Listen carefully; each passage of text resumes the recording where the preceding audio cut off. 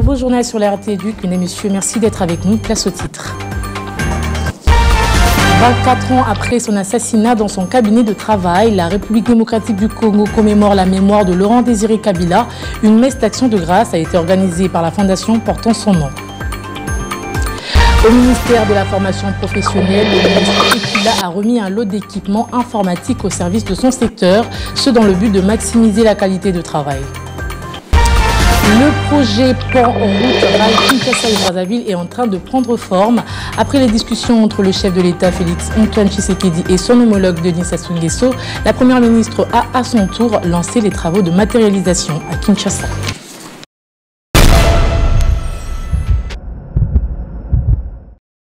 Mesdames et messieurs, bienvenue dans cette édition. La République démocratique du Congo célèbre ce 16 janvier 2025 l'un de ses héros. Il s'agit de Laurent Désiré Kabila, troisième président du pays assassiné dans son bureau de travail du Palais des Marbres dans la commune de Ngalema. C'était il y a 24 ans. Que doivent-ils retenir les Congolais de cet illustre personnage? La réponse dans ce récit de Chanchon Moutouba. La Fondation Laurent Désiré Kabila a organisé ce jeudi 16 janvier une messe d'action de grâce en la mémoire de l'ancien président de la République démocratique du Congo, Laurent Désiré Kabila, assassiné dans son cabinet de travail il y a 24 ans à la cathédrale Notre-Dame du Centenaire. Plusieurs personnalités publiques étaient venues honorer la mémoire de celui qu'on appelait le soldat du peuple. Reportage de Hervé Bokama. Plusieurs personnalités politico-administratives, les membres de la famille biologique, ceux de la Fondation Laurent Désiré Kabila, ses compagnons de lutte, ainsi que certains membres des organisations politiques ont rehaussé de leur présence à ces cultes d'action de grâce. Dans son sermon, le révérend pasteur Robert Bican a exhorté l'assistance sur l'amour de Dieu, du prochain et du pays, car depuis 1960, le Congo est toujours trahi par ses propres fils. Bien-aimé dans le Seigneur, enfin la conséquence d'aimer Dieu, d'aimer son prochain, d'aimer sa patrie, et que tu vives, et que tu vives, et que tu vives. Et je l'avais dit jusqu'à ce jour, les Congolais congolaises ne vivent pas correctement dans leur propre pays. Ils sont considérés comme réfugiés dans leur propre pays, c'est incroyable. Que ce soit la coalition de la deuxième République au début jusqu'à ce jour, toutes les coalitions, ce sont les coalitions des hommes et des femmes qui se sont arrangés pour détruire le pays, voler les richesses du pays, s'accaparer les richesses de l'État. Et ainsi, on a la question de savoir, qu'est-ce que Mouzé a pu faire? J'ai analysé le discours de Mouzé, il n'a cité plus l'Afdel qu'Al-Koumachi lors de la prise du pouvoir pour dire je prends le pouvoir pour le président de la République. Après cela, Mouzé ne s'est jamais mis à côté d'un parti politique. Le parti politique de Mouzé, c'est le peuple congolais. Prenant la parole à la fin du culte, la représentante de la famille Kabila a remercié l'assistance de sa présence et pour avoir pérennisé l'idéologie de Mzé.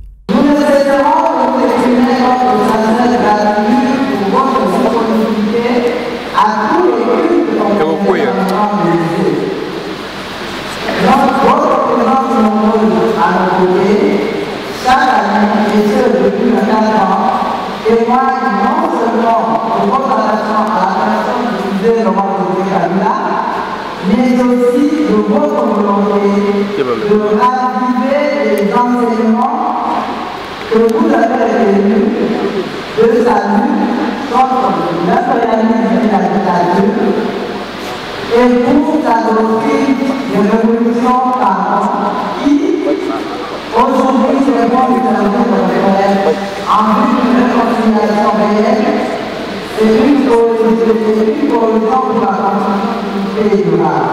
Mzé Laurent Désiré Kabila a été assassiné le 16 janvier 2001 et ce dernier est reconnu non seulement comme le troisième président congolais, mais surtout comme celui qui avait libéré le pays des 32 ans du règne du maréchal Joseph Mobutu en 1997. Toujours en rapport avec cette commémoration du 24e anniversaire de la disparition de Laurent Désiré Kabila, la jeunesse de la Fondation Katangaise a rendu un vibrant hommage à ce soldat du peuple. Dans une déclaration lue par leur président Fidel Nsenga, elle salue la lutte menée par ce dernier jusqu'au sacrifice suprême. Nous, jeunesse de la Fondation Katangaise, province de Kinshasa, sont venus rendre nos vibrants hommages à cet fils du pays qu'on appelait affectueusement soldat du peuple. Pour son caractère nationaliste qu'il a défendu jusqu'au sacrifice suprême et pour avoir consacré toute sa vie dans la constance sans compromission à la lutte pour le triomphe des valeurs sacrées de la République, et sont notamment la liberté, la justice, l'égalité des citoyens dans un Congo uni, indépendant et souverain. Les contextes sociopolitiques actuels de notre pays, marqués par des crises multiformes et interpellateurs. La menace qui pèse aujourd'hui sur notre nation en tant que pays souverain doit mettre chaque citoyen congolais devant ses responsabilités selon le niveau de charge qu'il assume vis-à-vis de l'État ou le secteur de la vie dans lequel il évolue. C'est ainsi que les honneurs amusés auront leur sens. Car face aux menaces aussi bien exogènes qu'endogènes, il avait donné comme mot d'ordre au peuple de se prendre en charge. D'où sa célèbre phrase « Organisez-vous, prenez-vous en charge », lancée lors de son discours à la Cité de l'Union africaine. Partant de la guerre qui sévit dans la partie est de notre pays, pour des motivations bien entendu expansionnistes des ennemis de la République, il importe de rappeler à ces jours la recommandation des musées qui constitue son plus grand héritage, à savoir celui de ne jamais trahir le Congo. Cette pensée est devenue aujourd'hui une philosophie pour tout jeune qui se veut nationaliste.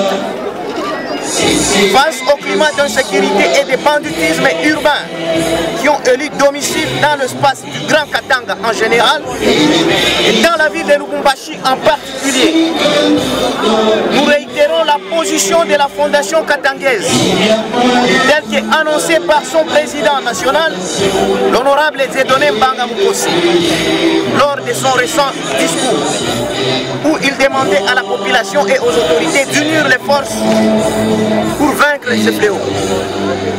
La population devra ainsi donc collaborer avec les autorités compétentes et les services de sécurité afin de mettre terme à ces pratiques qui frisent le terrorisme sur le sol du héros national, je cite Laurent Désiré Kabila.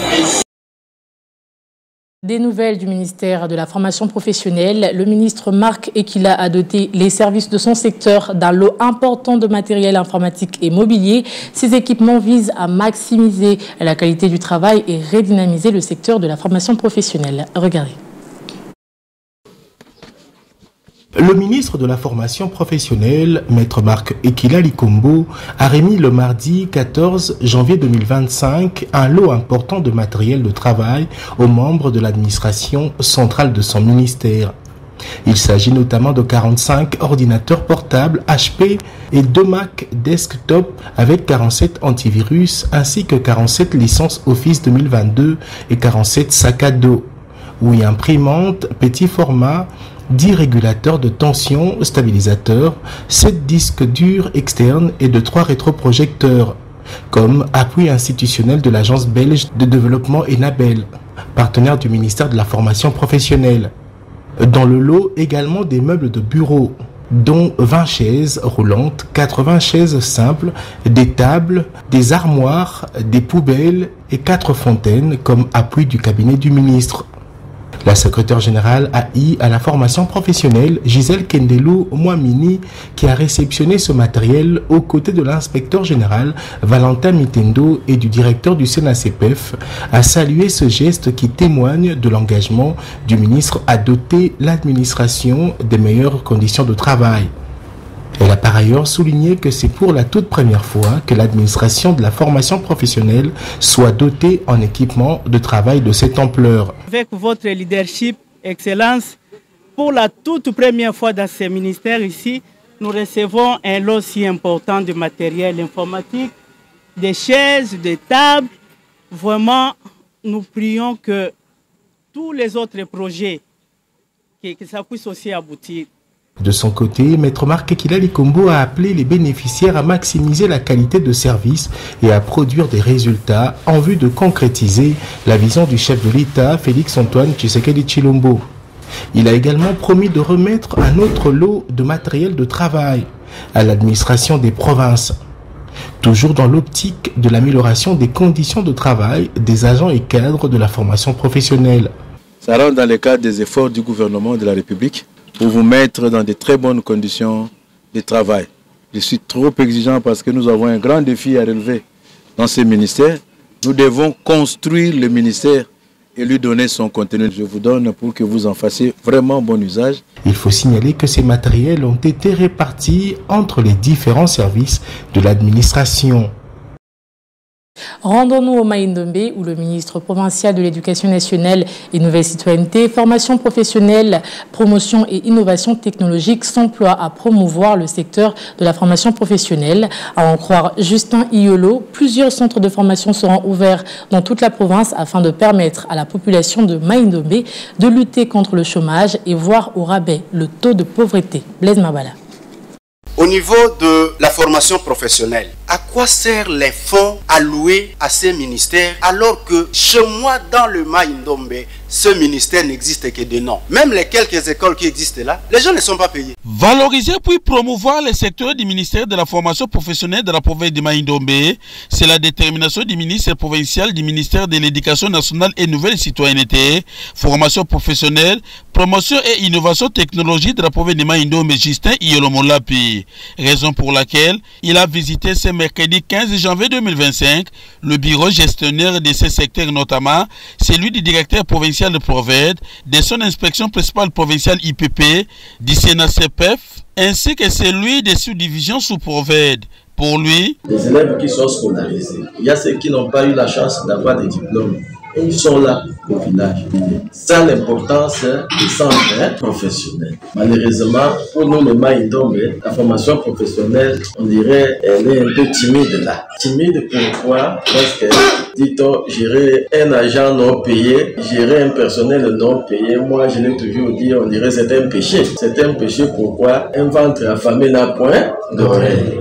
Alors, je voudrais vous dire ceci, vous devez prendre du courage à venir au travail. Je sais que le prophète est là, il est en train d'organiser ce qu'on appelle les services minimums pour qu'on ne puisse pas fermer les portes. Mais le mot d'espoir que je peux vous donner, tel que les choses sont en train de se dessiner aujourd'hui, vous aurez vos salaires. Et nous aussi, de notre côté, nous sommes en train de faire un effort pour qu'on puisse ouvrir beaucoup de centres. Vous savez, le Maïndombe n'a pas assez de centres de formation professionnelle. S'agissant du calendrier scolaire, le ministre Justin Iolomolapi a indiqué que ici, je vous ai appelé pour une urgence, laquelle nous avons l'analyse du calendrier réaménagé. Comment mettre en musique ce calendrier réaménagé. Il y a eu le premier calendrier. Il y a aussi un deuxième calendrier qui vient d'être tombé. Alors j'aimerais qu'on puisse analyser pour uniformiser nos points de vue. Comme ça, ça peut me permettre de mettre une circulaire à la portée de tout le monde pour qu'on prenne comme une ligne commune. Cela, c'est une grande décision qui doit engager tout le monde. Il s'est de préciser que ce secteur du ministère de la formation professionnelle attend beaucoup du ministre Justin Iolomolapi car il est quelquefois négligé et confronté de plusieurs contraintes. Installation de nouvelles coordinations à l'ISTEM Bunia pour un mandat d'une année. La cérémonie a eu lieu le mardi à l'issue des élections tenues sur lieu. Élu avec l'optique d'asseoir une nouvelle politique estudiantine, d'en vendre positive l'image de cette institution supérieure. Le nouveau comité nous est ici présenté par le chair de travaux Kamouanda Jacob, président de la commission électorale. Joseph Kandolé nous parle de ce récit. Ce sont les chansons de victoire lors de la campagne pour les élections de la nouvelle équipe des coordinations des étudiants de l'ISTEM Bunia le 13 janvier 2025. Tous les candidats avaient présenté leur projet de société devant leurs camarades. à qui appartient la victoire. Après les élections et depuis un mois, sur un nombre de 656 votants pour les élections apaisées et sécurisées, le même jour, les résultats proclamés par le chef des travaux, Kamuhanda Bougassaki Jacob, président de la commission électorale, entouré du comité de gestion de l'Istem Bunia. Ont été élus membres du bureau de la coordination des étudiants de l'Istem Bunia pour l'année académique 2024-2025 en fonction en regard de leur nom. Mbavazi Rwakaikara Claude, président. Topaze Mugeni Keran, vice-présidente. Mugisa Ndaoura Joseph, secrétaire. Un jour après, la nouvelle équipe de la coordination avait organisé une séance de remise et reprise afin de mettre à pratique toutes les promesses citées lors de la campagne. J'envisage de rassembler tous les étudiants devant un projet fédérateur afin que nous apportions tous ensemble un système émergent. Donc les étudiants doivent attendre de moi la régularisation de certaines situations qui n'ont pas marché autrefois. Le président Mbavazi Rwakaikara, vice-présidente Topaz Mugenu et le secrétaire Mugi Sandaoura auront comme mission de produire un résultat attendu basé sur la devise de l'Istem Bunia, assiduité, compétence et excellence. Dans l'actualité également, la première ministre Judith Suminwa a entamé les échanges pour la matérialisation du projet Pont-Route-Rail entre Kinshasa et Brazzaville. Ce projet vise à relever les défis d'intégration auxquels est confrontée la région de l'Afrique centrale. Pour démarrer, les deux États comptent lever des fonds à hauteur de 700 millions de dollars. Les discussions entre Kinshasa et Brazzaville autour du projet Pont-Route-Rail vont bon train sous le leadership de la première ministre Judith Suminwa. Cette série de réunions a servi de cadre d'échange en vue d'aboutir à une concession pour la matérialisation de ce projet. Le ministre d'État, ministre des Infrastructures et Travaux publics de la RDC, Alexis Guizaro, a salué la matérialisation de ce projet. Les deux États, au plus haut niveau, sont engagés dans la matérialisation de ce projet qui va relier les deux capitales les plus proches au monde, à savoir Kinshasa et Brazzaville. Et donc nous avons entamé ces discussions, comme venait de le dire tout à l'heure le ministre d'État. C'était des échanges techniques. Il fallait que les administrations fiscales des deux pays puissent se rapprocher pour harmoniser un certain nombre de points sur nos systèmes qui, comme vous le savez, nous sommes des États, bien que partenaires, nous restons des États souverains. Et donc, il fallait que les administrations fiscales se rapprochent et harmonisent les quelques points de différence, on va dire, on va appeler ça comme ça, pour que nous puissions mettre en place un système qui sera le plus favorable possible à la concession. Ce projet vise à relever les défis d'intégration auxquels est confrontée la région de l'Afrique centrale. Pour démarrer, les deux États comptent lever des fonds à hauteur de 700 millions de dollars. Jean-Jacques Mbouya, ministre de la République du Congo en charge de l'aménagement, de l'équipement du territoire et des grands travaux, a circoncis les étapes restantes avant le lancement des appels d'offres. Et nous avons aussi la pression des chefs d'État qui pousse à ce que les résultats se fassent vite, de telle sorte que cette année soit mise à contribution pour que le début effectif des travaux soit au rendez-vous. Notons que ce projet stimulera le commerce transfrontalier et régional en améliorant la circulation en toute sécurité des personnes et des biens entre Brazzaville et Kinshasa. Cela devrait contribuer à une réduction significative des coûts commerciaux. Aussi, selon des études, plus de 5 millions de passagers et 3 millions de tonnes de marchandises traverseront le pont chaque année, faisant de celui-ci l'un des corridors stratégiques de la région. Manque d'eau potable au quartier Mikonga Mbata Kulusu dans la commune de Lantélé. Les habitants de ce coin de la capitale se trouvent exposés aux maladies hydriques puisque se servant de l'eau de la source Moutioli. Ils en appellent à l'implication du gouvernement. Blanche Arngaï. L'eau, c'est la vie, dit-on. Tel n'est pas le cas pour la population habitant Mbata Kulusu au quartier Mikonga, Ntsele, qui utilise l'eau inappropriée à la fois pour la cuisine et la douche.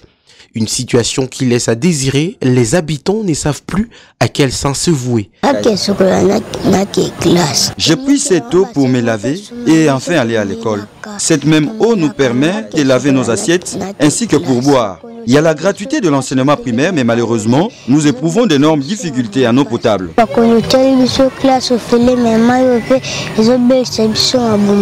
Une situation insupportable pour les parents ainsi que les enfants qui vivent dans cette région. Nous sommes en Batakulusu où il se pose un problème sérieux en eau potable. Pendant la pluie, ça devient pire. Nos enfants souffrent des maladies hydriques, de fièvre typhoïde. Nous demandons aux autorités de nous venir en aide, sinon nous allons mourir. La population de ce coin de la capitale congolaise invite les gouvernements à remédier urgemment à cette situation car ils sont exposés aux nombreuses maladies hydriques et tant d'autres liées à la mauvaise qualité de l'eau. Et puis en sport, championnat d'Afrique des Nations, CHAN 2024, plus de suspense pour la RDC. Le tirage au sort de cette compétition effectuée au Kenya a permis aux Léopards de prendre connaissance de leur adversaire. Les Fauves d'Otis Ngoma sont logés dans le groupe A, annoncé comme une poule de la mort. Place suivez.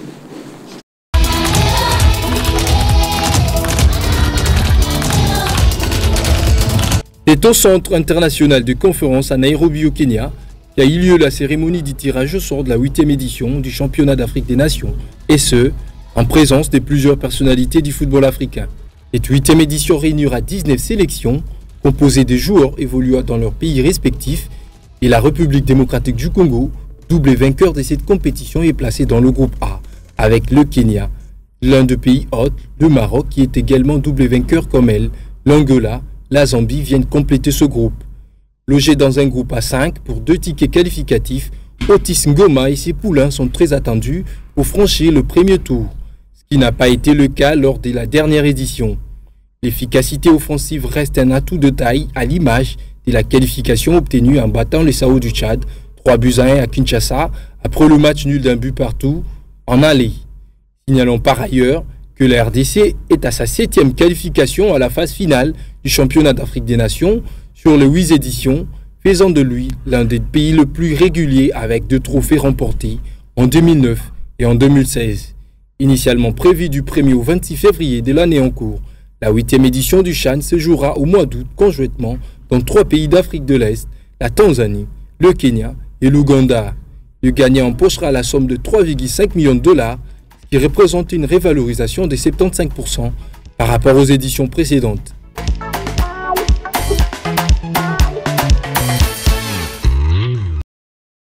Avant de finir, prenons la question aux écoliers. Bienvenue dans votre rubrique Questions aux écoliers. Que vous rappelle la date du 16 janvier? Découvrons à présent les réponses des élèves.